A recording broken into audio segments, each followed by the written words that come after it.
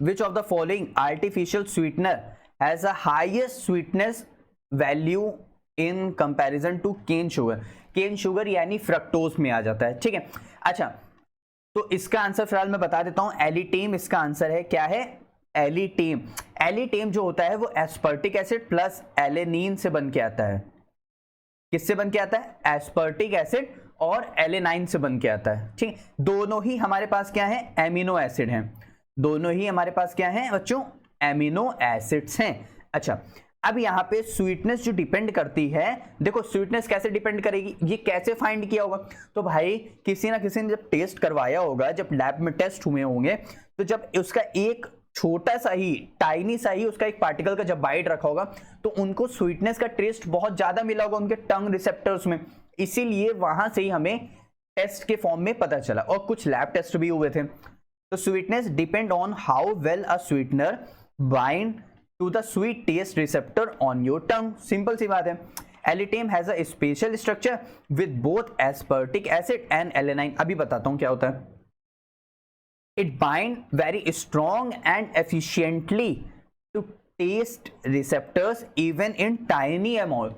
मतलब बहुत स्ट्रॉन्ग और एफिशिएंटली तुरंत हमारे टेस्ट जो रिसेप्टर्स हो उसको पता चला, एक छोटा सा टाइनी अमाउंट लेकर के भी। इसीलिए कहा जाता है कि ये 200,000x टाइम्स होता है किसके? केन शुगर के, क्योंकि इसके 1 मिलीग्राम ऑफ एलिटेम में हमारे पास 2000 मिलीग्राम होते हैं स्वीटनेस ऑफ केन शुगर के।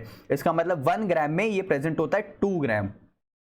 कुछ समझ आया? तो इसीलिए ये यहां पे हमारे पास हो जाएगा 1 ग्राम नहीं, 1 मिलीग्राम में 2 ग्राम। इसका मतलब 1 ग्राम में वो और 2000 टाइम्स एक्स्ट्रा बढ़ जाएगा।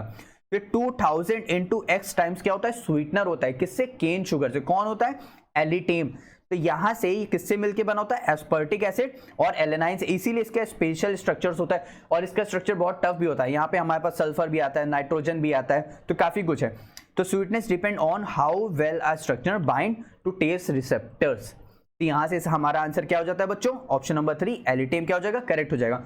और मैं तुमको बता देता हूं एक बार के लिए, जैसे मान लो तुमने एमिनो एसिड बनाना आता है, कार्बन, कार्बन के साथ लगाओ COH हमेशा, कार्बन के साथ लगाओ NH2 हमेशा, कार्बन के साथ लगाओ H हमेशा, इसके साथ एक और COH लगा दो, बस इसको बोलते हैं एस्पर्टिक एसिड।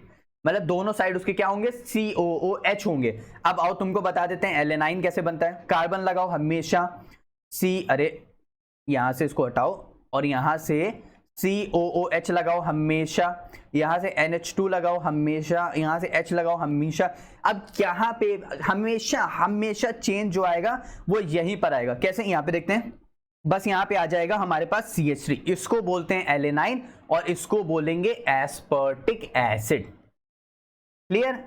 अच्छे समझ आए? पक्का? कोई डाउट नहीं आता?